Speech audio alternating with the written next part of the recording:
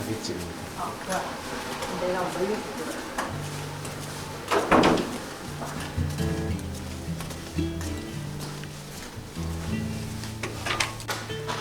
이거는 광고. 오빠 우리 하이어링 하고 있대. Rusty red on the floor. I was cleaning her shoe when it clicked on the dried over in the bright morning dew.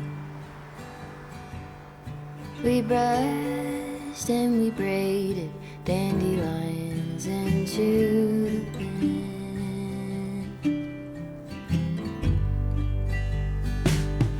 Broke my arm in December. We were running for the thrill. You turned in the canyon to the snowbank where I fell. Even still, I remember knowing she could feel it too. Was a mutual arrangement and an honest respect. Can she walk in the fire? Can she run in the rain? Can she make it up the mountainside? Can she make it down again? I have often wondered if she'll go and jump the fence. Will she keep on moving onward or stay in what could have been? Will she keep on moving onward or stay in what could have been? 오늘은 5월 12일 목요일입니다. 그리고 하루 종일 집에 있었어요. 어제도 하루 종일 집에 있었고 엊그제도 하루 종일 집에 있었고 이렇게 엘리 출근하고 퇴근할 때 픽업할 때 그럴 때 말고는 계속해서 집에 있습니다. 그러다 보니까 좀 뭐랄까 오랜만에 좀 쉰다는 느낌은 확실하게 받는 것 같긴 한데 이 쉬는 날이 길어지면 길어질수록 뭐라고 해야 되지? 좀 일해야 되는데 약간 이런 조급함? 뭐 그런 게 좀 생기는 것 같긴 해요. 근데 아직 캐나다에 다시 온 지 한 달이니까 이제 한 달밖에 안 됐으니까 너무 막 급하게 막 해야겠다 생각까지는 안 드는데 조만간 그런 생각이 좀 들지 않을까 개인적으로는 생각하고 있습니다. 그래서 오늘은 그냥 일상 브이로그가 아니고 최근에 제가 이렇게 하고 있는 생각들에 대해서 좀 이야기를 해보려고 합니다. 예전에는 제가 캐나다 처음 왔을 때만 하더라도 그 당시에 학원 다니는 시간도 있었지만 학원 다니던 시기도 있었지만 주로 오자마자 거의 일을 하면서 지냈거든요. 그래서 뭐 낮에 학원 다니고 저녁에 일하고 뭐 이렇게 그리고 또 밤 늦게까지 친구들이랑 술 마시고 놀고 그렇게 정신없이 시간을 좀 보내다 보니까 그 당시에는 뭔가 이렇게 뭐랄까 그 미래에 대한 생각 뭐 이런 걸 할 여유가 전혀 없었던 것 같고 그거는 밴쿠버에서 학교 다니고 그리고 졸업하고 일도 시작하고 그러면서도 마찬가지였던 것 같아요. 그러니까 그런 생각을 할 여유는 없었던 것 같아요 그 당시에는. 근데 뭐 영상 보신 분들 아시겠지만 한국 갔다 오고 나서 제가 백수잖아요 지금. 뭐 아예 일을 안 하고 있는 건 아니지만 어쨌든 주말에만 일을 하니까 금토일 3일만 일을 하니까 예전처럼 그렇게 일을 많이 하고 있지 않다 보니까 뭐 아무래도 집에 있는 시간이 좀 많아지고 그러다 보니까 이런저런 생각을 할 수 있는 시간들 뭐 그런 여유가 생겼다고 해야 되나? 좀 그런 것 같습니다. 어떻게 보면 제 나이가 지금 한국 나이로 35살이니까 딱 그 30대와 40대 딱 중간에 껴있는 나이잖아요. 그래서 저는 이 나이가 좀 굉장히 애매한 나이라고 생각을 하거든요 제 스스로는. 그동안은 내가 해야 되는 일이 있고 하고 있는 일이 있어서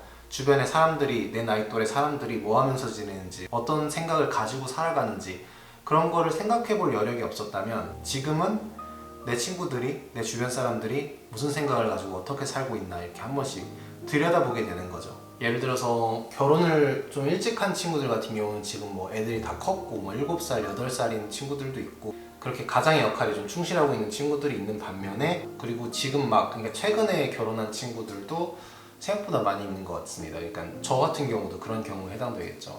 아직 연애를 하고 있는 친구들도 있고 그리고 연애를 하지 않고 이제 본인의 커리어 뭐 다른 거에 우선순위를 두고 있는 친구들도 있고 진짜 다양한 그런 모습들이 있는 것 같아요. 그런 부분들을 좀 관심 있게 보게 되는 것 같고 그러니까 그런 모습들을 보면서 생각이 드는 건 지금 캐나다에 살아왔고 살고 있고 그리고 앞으로도 살 예정이고 엘리랑 저랑 가끔 그런 얘기를 하거든요. 언제쯤 한국을 돌아갈까 아니면 캐나다에 계속해서 살까 뭐 이런 얘기를 하다 보면 확실하게 딱 언제쯤 한국으로 돌아간다 이런 것까지는 알 수 없겠지만 그래도 향후 한 2년 안에 돌아갈 계획은 일단 없거든요.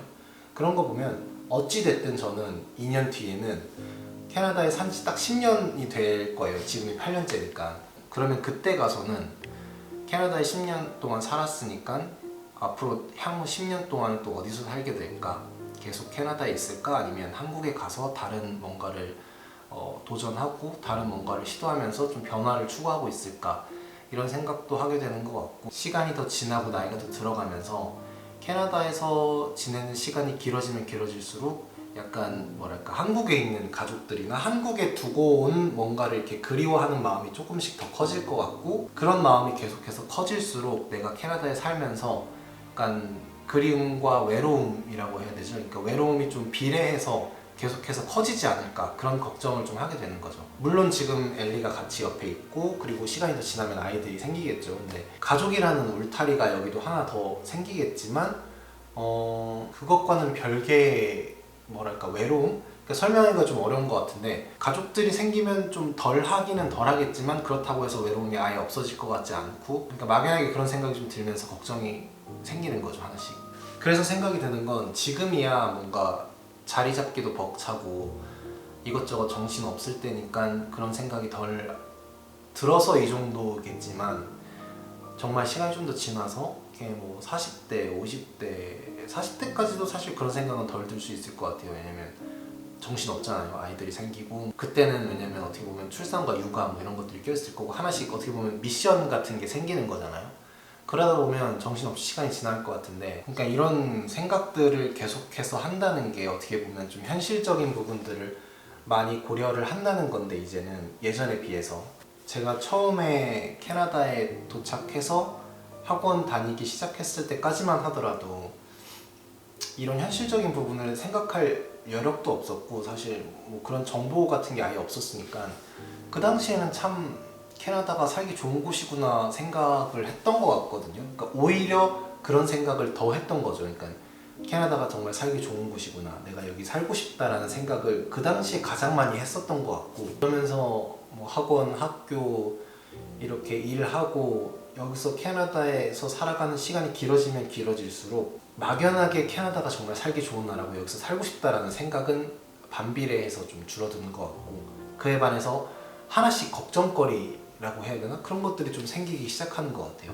캐나다가 예전에 비해서 집값도 많이 비싸졌고 그리고 치안 같은 경우도 뭐 예전에 비해서 요즘은 좀 많이 이런 사건 사고 같은 게 많이 생기잖아요. 그런 사건 사고들을 뉴스나 이제 SNS 이런 거를 통해서 접하다 보면은 캐나다가 정말 살기 좋고 안전한 나라인가 생각을 요즘은 또 하게 되는 것 같아요. 그리고 생각을 하면 정말 안전하고 살기 좋은 나라다라는 생각보다는 이제는 좀 뭐랄까 길거리 다닐 때도 좀 조심해야 되고 그렇게 해야 되지 않나라는 생각을 좀 하게 되는 것 같아요. 이건 뭐 제 개인적인 생각이에요. 실제로 뭐 저한테 그런 일이 일어난 적도 없고 캐나다에 살면서 주변에서 뭐 그런 인종차별 관련해서 이렇게 사건 같은 것도 거의 없었어요. 사실 뭐 아예 없었다고 할 수는 없지만 거의 없었고 그렇긴 하지만 그래도 이렇게 뭔가 좀 조심해서 다녀야 할 것 같은 그런 생각도 들고 어차피 저 같은 경우는 차를 타고 돌아다니니까 뭐 크게 신경 쓸 건 없을 것 같은데 엘리 같은 경우는 지금 차가 없잖아요. 그래서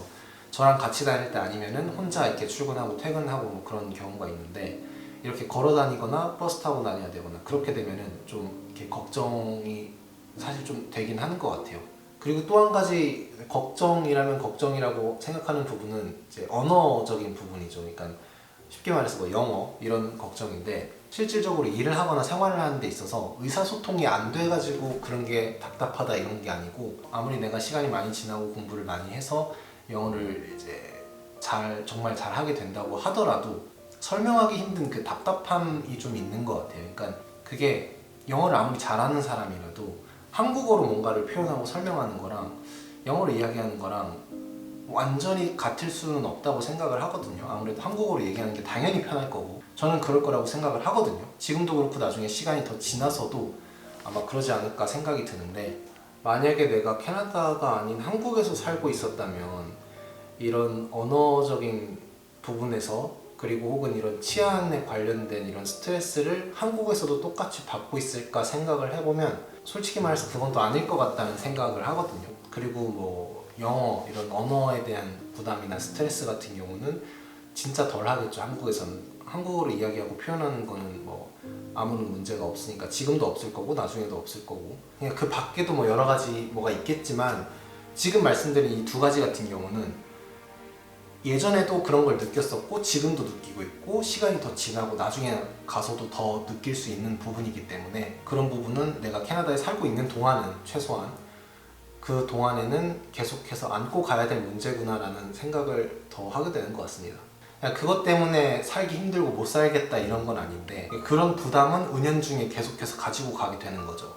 진짜 어떻게 보면 쓸데없는 이런 생각들을 계속 좀 하게 되는 것 같아요. 최근에는 내 주변에 있는 사람들이 어떻게 살고 있는지도 한 번쯤 생각해 보게 되는 것 같고 그리고 향후 10년 혹은 뭐 향후 20년 뭐 이렇게 멀리 내다봤을 때 내가 어디서 어떻게 살고 있어야 정말 행복할까라는 생각도 하게 되는 것 같고 아무튼 마지막으로 최근 근황을 좀 말씀드리자면 다들 아시는 것처럼 스타벅스 두 군데 인터뷰를 받고 한 곳에서는 지금 일을 하고 있어요. 근데 랭리에 있는 매장인데 금토일 이렇게 해가지고 지금 한 3일 정도 일을 하고 있고 집 가까운 곳 매장 이야기했었잖아요. 그 매장 같은 경우는 인터뷰를 보긴 했는데 아직 결과가 안 나왔습니다.